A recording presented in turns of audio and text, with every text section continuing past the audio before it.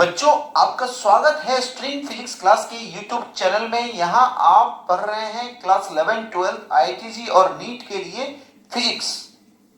अभी हम लोग क्लास 12 से H C Verma volume 2 book से electric field and potential chapter number 29 का 12 नंबर क्वेश्चन डिस्कस कर रहे हैं। चलिए क्वेश्चन पढ़ते हैं।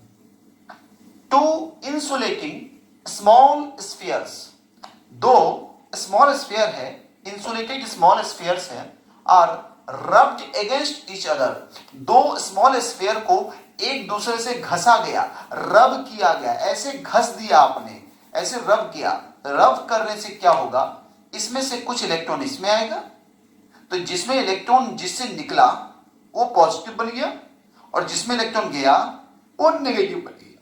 क्योंकि जिससे इलेक्ट्रॉन निकला उसमें नेगेटिव कम हो गया, इसलिए वो पॉजिटिव बन गया, और जिसमें इलेक्ट्रॉन गया उसमें नेगेटिव ज्यादा हो गया, इसलिए वो नेगेटिव बन गया। तो रब करने से एक पॉजिटिव और एक नेगेटिव बन जाता है। तो इसमें कहा जा रहा है two insulating small spheres are rubbed, घसा गया, अगेंस्ट ईच अदर, एक दूसरे पर, एंड प्लेस्ड 1 सेंटीमीटर अपार्ट, और एक दूसरे से 1 सेंटीमीटर की दूरी पे रखा गया। If they attract each other with a force of 0.1 Newton, अगर अब दो जो स्फीयर चार्ज्ड हो गए वो दोनों अगर 1 सेंटीमीटर की दूरी पे रखा जाए और 0.1 न्यूटन फोर्स से खींचने लगे एक दूसरे को, तो आप ये बताएं how many electrons were transferred from one sphere to the other during rubbing. घसने के कारण कितने इलेक्ट्रॉन ट्रांसफर हुए एक बॉडी से दूसरे बॉडी में। चलिए मैं दो बॉडी ऐसे कंसीडर करता हूं, ठीक है, दो इंसुलेटेड स्मॉल स्फीयर्स मैं कंसीडर करता हूं। अगर इससे इसको घसा गया, मान लेता हूं मैं ये ए है और ये बी है, इससे इसको घसा गया तो इससे मानता हूं मैं इलेक्ट्रॉन ट्रांसफर हुआ। इसमें कितने इलेक्ट्रॉन ट्रांसफर हुए पता नहीं, तो मैं मान लेता हूं n इलेक्ट्रॉन ट्रांसफर हुए A से B पर, ठीक है। यानी तो मैं इसे लिख सकता हूं, अगर इसमें इससे n इलेक्ट्रॉन निकले तो इस पे चार्ज हो जाएंगे प्लस Ne। क्यों हुए यानी एक इलेक्ट्रॉन पे चार्ज E होता है, तो इनके एक इलेक्ट्रॉन लॉस करने से इस पे चार्ज होगा प्लस 1e, तो n इलेक्ट्रॉन लॉस करने से इस पे चार्ज हुआ प्लस Ne। तो इसमें n इलेक्ट्रॉन ज्यादा हो गया, तो इसमें n इलेक्ट्रॉन एक्सेस हो जाने के कारण इस पे चार्ज हुआ माइनस Ne। अब ये दोनों चार्ज बॉडी को 1 सेंटीमीटर की दूरी पे रखा गया, 1 सेंटीमीटर यानी 1/100 मीटर की दूरी पे रखा गया। तो इन दोनों के बीच अगर फोर्स 0.1 न्यूटन लग रहे होंगे, यानी फोर्स का वैल्यू दिया गया हुआ है, फोर्स का वैल्यू दिया गया है 0.1 न्यूटन, ठीक है। तो कितने चार्ज ट्रांसफर हुए, तो n चार्ज ट्रांसफर हुए, उस n को फाइंड आउट कीजिए। तो चलिए मैं कूलम्स लॉ का यूज करता हूं, F इक्वल टू K यानी 9 इंटू 10⁹ Q1 इंटू Q2 यानी Ne इंटू Ne, तो Ne स्क्वायर बाई डिस्टेंस हो जाएगा 1/100 स्क्वायर, ठीक है, स्क्वायर, क्लियर। और अब मैं क्या कर रहा हूं, ये F की जगह पे वैल्यू रख दे रहा हूं 0.1 यानी 1/10, 1/10 इसका टू हो गया 9 इंटू 10⁹ इंटू, ध्यान देंगे, n square into E square, ई हो गया 1.6 इंटू 10⁻⁻19 कूलम है, तो उतना का स्क्वायर हो गया। अब देखिए 1/100 का स्क्वायर होगा 1/10,000, जो पलट के ऊपर चला जाएगा, ठीक है। तो मैं लिख दूं 10⁴। चलिए, तो इतना कितना हुआ 1/10 इक्वल टू, आपको n स्क्वायर निकालना है। प्लीज आप इसको नोट डाउन कर ले, क्योंकि मेरे पास स्पेस कम हो रहा है तो मैं इसे मिटाऊंगा।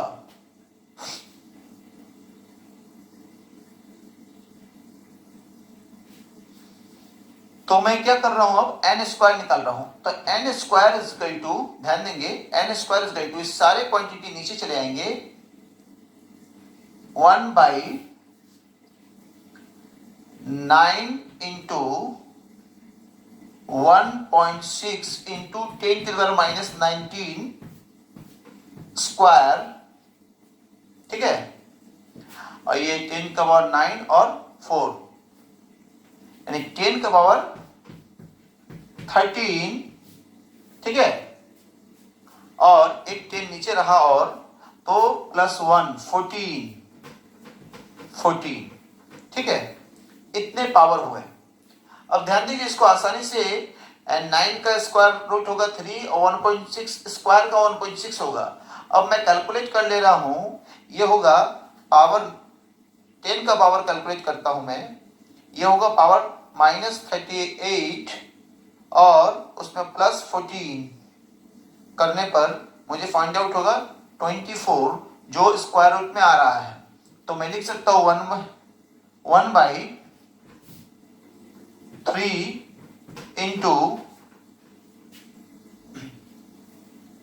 1.6 इंटू, देखिए 3 का स्क्वायर 9 होता है, 1.6 तो है ही स्क्वायर में, और मुझे कैलकुलेट 10 करके पावर आ गया 10⁻24, तो 10 का पावर 12, ये होल का स्क्वायर है, ठीक है। तो n equal to square root लेने पर 1 इतना हो जाएगा। आप इसको नोट करें, मैं मिटाऊंगा, ठीक है।